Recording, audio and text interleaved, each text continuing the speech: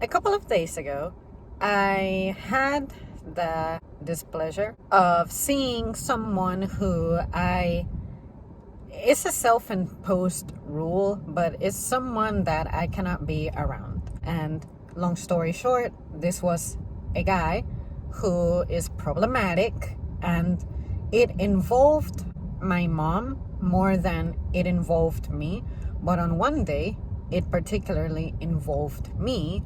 So from that day on, I said, after this person is not allowed to be near me. No matter how much time passes, my feelings don't change. I don't think they will, because this person is just infuriating. But they showed up at the place that I work at. I tried keeping my distance, but this person, being the person they are, they insist on trying to approach me and greet me as if nothing happened. I can remain professional. I will acknowledge him and be like, hey, how's it going? And keep going. And after that, I will go to the office and wait until he leaves. And I let everybody know that this person is someone that I must not be near. And unfortunately, because my round of management is new now, nobody knows that this person has that, let's call it, profile in my book. So now most of my supervisors are aware of who he is, but there's two, the most important two, top management. I haven't been able to point him out to them. When I was in the back, there was this individual who has severe issues with men. This is a person who identifies differently from the rest of us, I guess. I don't know how to say it without being disrespectful. And it's really a topic that I like to kind of stay away from. When I was explaining why I was hiding to my management, I never talked to this person. Immediately, she was like listening in, which, I can't help because she's there. But immediately, her opinionated side came out. And she was talking about how men are terrible, men suck, men are trash, men are the worst, men need to disappear, so on and so forth. And then I thought, you know what? It's really not that deep.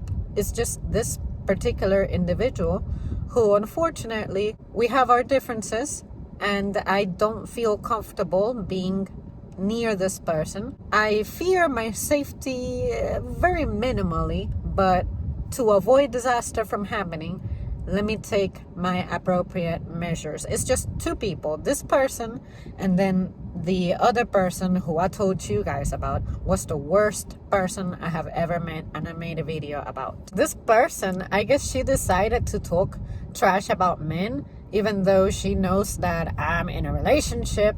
Most of my best friends at work happen to be men, and the people who help me and support me and all that are freaking men.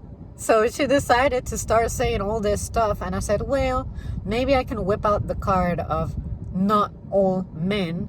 But it just bothers me that this is all this person ever wants to talk about. And another thing that I forgot to mention was that she was saying that she would love to get physical with men like that.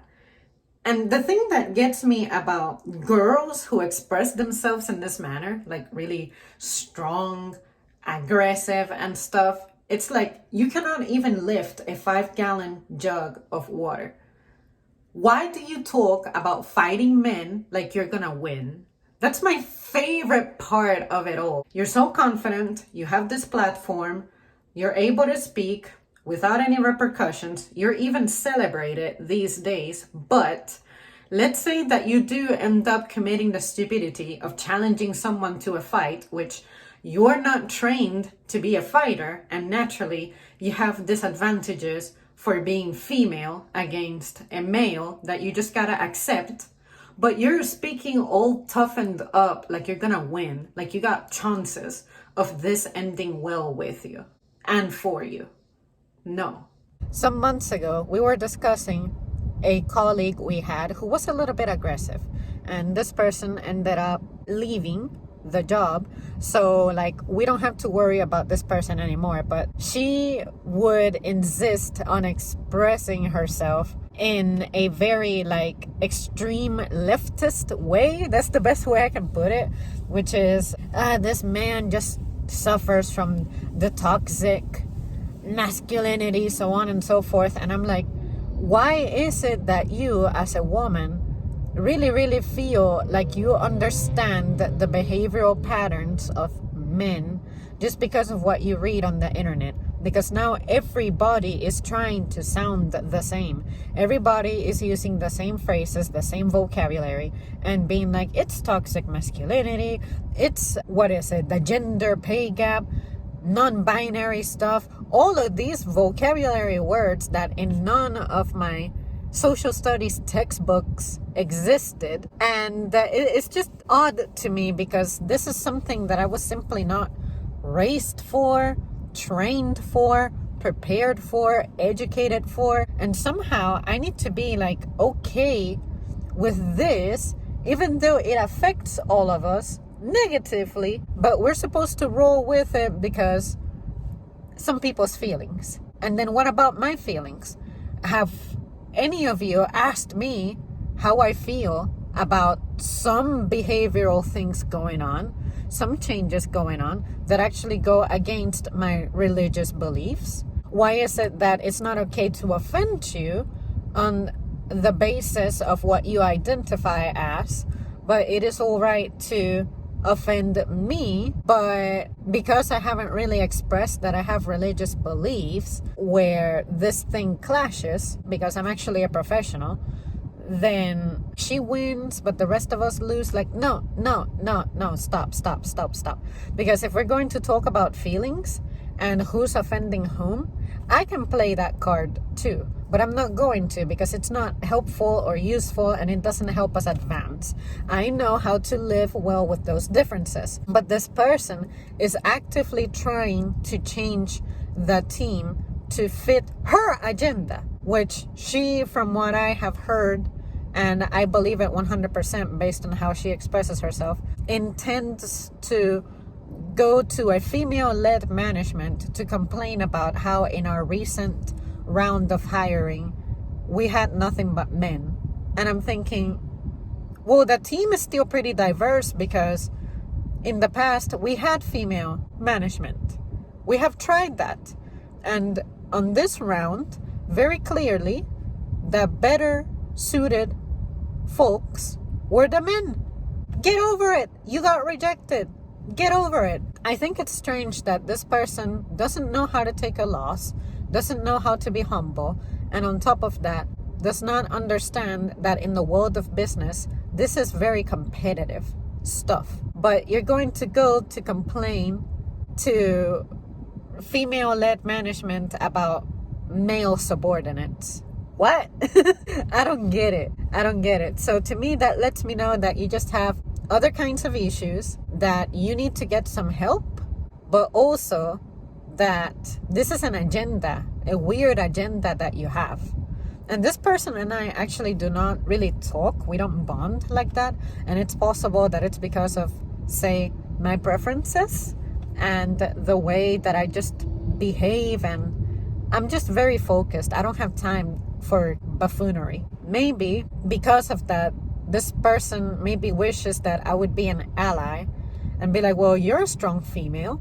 Why aren't you this and that way, especially about the men and this and that? And I'm like, no, because my experiences are different. This is the happiest I have been with our immediate management in years. So yeah, I am very happy with this male-dominated management. I see the changes. It is a good thing. And if you ask other people, they agree, because we're actually objective. But anyways, you guys, I thought I would express that because it left me, I don't want to say it left me shocked. I'm just sad that this problem is now knocking on my door, like my immediate line of sight area. And because, as I said a moment ago, I have not been educated for this, trained for this, or advised on this, it's like, What are we going to do about this? Who's doing what? What about this and the other? It's creating a problem that shouldn't exist. But anyways, you guys, that's my story. Of course, remember that I only have limited information because I can only speak about the things that directly affect me. But I wanted to share this because it reminds me so much of the stuff that I hear about on the internet, and I see other people talking about, tweeting about, writing about, and I'm thinking, how can we deal with this objectively? That's the part that I'm concerned about, because these kinds of situations have cost people their jobs. So in a sensitive time that we're living right now, especially during the worldwide health stuff, then we're already struggling to keep positions filled. And you're gonna bring this bullshit up. Come on, man. Come on. Maybe you're part of the problem. I want to be part of the solution. So in conclusion, my thing of it is, if you want to be respected, you need to start doing some respecting yourself. Because if you're going to be hating on a group of people, whether they're men, whatever they are, you have to be respectful, because otherwise you become the villain in the story as well.